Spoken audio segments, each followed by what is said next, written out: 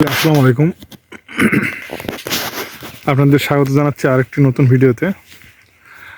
এই পড়ন্ত বিকালে আপনাদের গৌরমতী বাগানে স্বাগত জানাচ্ছি। দেখেন, গৌরমতী বাগানে এখনও মুকুল আসেনি।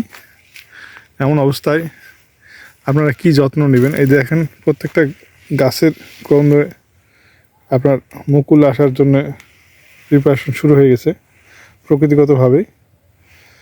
আপনারা যে কাজটা করবেন সেটা হলো যে আপনার এর আগে বলা হচ্ছে যে কী কী বিষ স্প্রে করবেন। তো বিষের পাশাপাশি যে কাজটা করবেন সেটা হলো যে আসলে কোনো প্রকার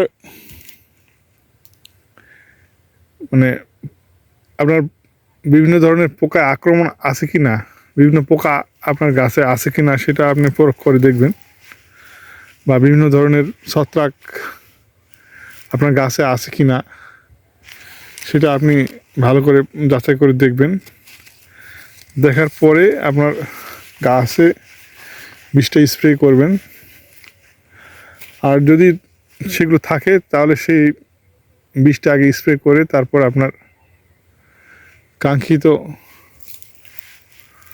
দিকে ধাবিত হবেন, অর্থাৎ পরবর্তী ট্রিটমেন্টগুলো করবেন। এই হলো কথা। তো সাধারণত এই সময় গাছ যারা বাগান করে তাদের কাছে সাধারণত অন্য কোনো থাকে না, মানে কোনো রোগবালাই থাকে না। তারপরেও যদি কোনো রোগবালাই থাকে সেই ক্ষেত্রে আপনার পর্যবেক্ষণ করে দেখবেন। যেমন দেখেন, এই গাছে এই যে এগুলো আছে কিন্তু এইগুলো মরে গেছে। এই যে দেখেন, এই যে এগুলা, এই যে এগুলোকে বলা হয় মিলিবাগ। মিলিবাগগুলো মারা গেছে কিন্তু এগুলো স্প্রে করা হয়েছিল। মিলিবাগ থাকলে আপনার এই টাইপের আবার মুকুলে চলে যাবে, এ হলো ঘটনা। তো এরকম ধরনের বিভিন্ন ধরনের ছত্রাক বা বিভিন্ন ধরনের পোকামাকড় আপনার বাগান থাকতে পারে। অনেক ক্ষেত্রে আপনার কারেন্ট পোকা থাকতে পারে, হপার পোকা থাকতে পারে। এগুলো আপনি খেয়াল করে দেখবেন, দেখে আপনার সেভাবে করতে পারেন, ট্রিটমেন্ট দিতে পারেন। ট্রিটমেন্ট দিয়ে তারপর করবেন। আর আরেকটা বিষয় হলো যে যদি কোনো রোগবালাই না থাকে সেক্ষেত্রে আপনার সাধারণ যে আপনার নির্দেশাবলীগুলো দেওয়া হয়েছে সেই নির্দেশাবলীগুলো প্রয়োগ করবেন। তাহলে আপনার কোনো প্রকার সমস্যার সৃষ্টি হবে না। আসলে এই সময়টা হলো মানে গাছের মানে চূড়ান্ত পর্যায়ে। সারা বছর আপনার গাছে যত্ন করলেন, এই সময় যদি আপনি সঠিক ট্রিটমেন্ট যদি না দিতে পারেন তাহলে কিন্তু আপনার সারা বছরের পরিশ্রমটাই বৃথা। আপনার ফসলটাই যদি আপনি ঘরে তুলতে না পারেন সঠিকভাবে তাহলে আপনার আপনি বৃথা হয়ে যাবেন, অর্থাৎ সারা বছরের পরিশ্রমটা আপনার কাজে আসলো না। তারপর ফের আবার এক বছর আপনার লস হয়ে গেল। এই হলো কথা। এই জন্য আপনার খুব সতর্ক থাকতে হবে প্রত্যেকটা পদক্ষেপ গ্রহণ করার জন্যে। এই হলো কথা। তো এই সময়টা আসলে খুবই গুরুত্বপূর্ণ চাষিদের জন্য, যারা আম চাষ করে তাদের জন্য, আম বাগানিদের জন্য। তো এই যে দেখছেন, এগুলো হলো গত বছরের মুকুল। গত বছরের মুকুলে আম আসেনি, এটা আগে ভাঙে দেওয়া উচিত ছিল, তো আমরা ভাঙিয়ে দিতে পারিনি বিভিন্ন কারণে। তো এই হলো ঘটনা। তো এই যে গাছগুলো আছে প্রত্যেকটা গাছে দেখেন মোটামুটি সতেজ আছে এবং এই যে মুকুল চলে আসছে। এখন রোগবালাইও নাই সেরকম। ট্রিটমেন্ট এই যে আপনার এখানে বাঁধ দেওয়া হচ্ছে পানি দেওয়ার জন্যে।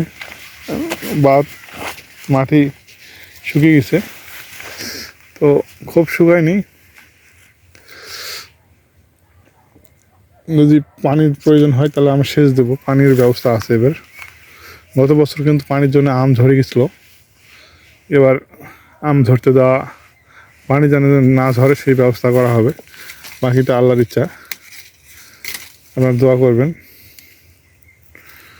তো এই হলো অবস্থা। তো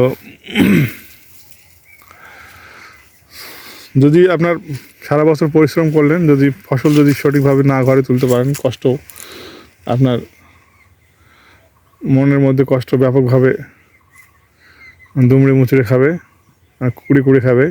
এটা আপনারা তো বুঝতেই পারছেন। দেখেন এই আম ধরে গেছে, আম যে এখানে দেখেন আম দেখতে পাচ্ছেন না, এই যে দেখেন আম,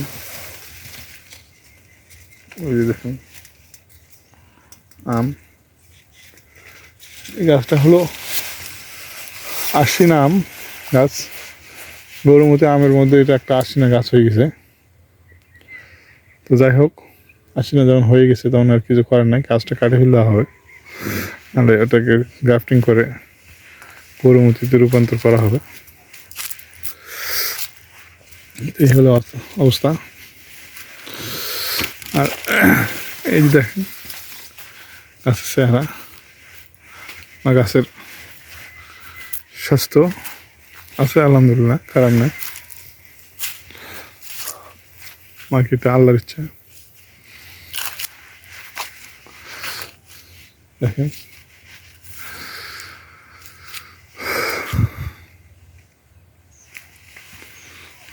গাছের মুকুল আসছে।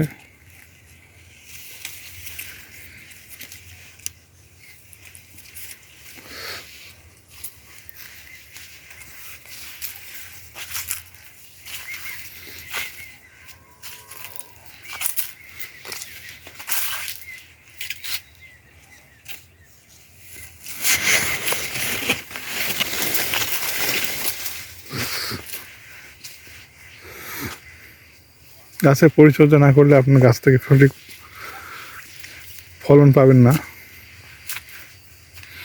আর ফলন না পেলে আপনার বৃথা।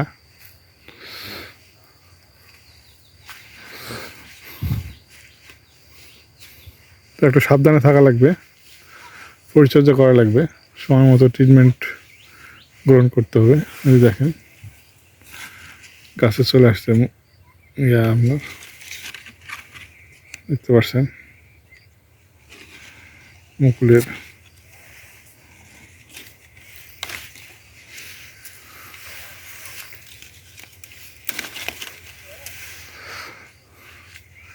তো ঠিক আছে, আপনারা ভালো থাকেন, সুস্থ থাকেন, আর বেশি লম্বা করব না।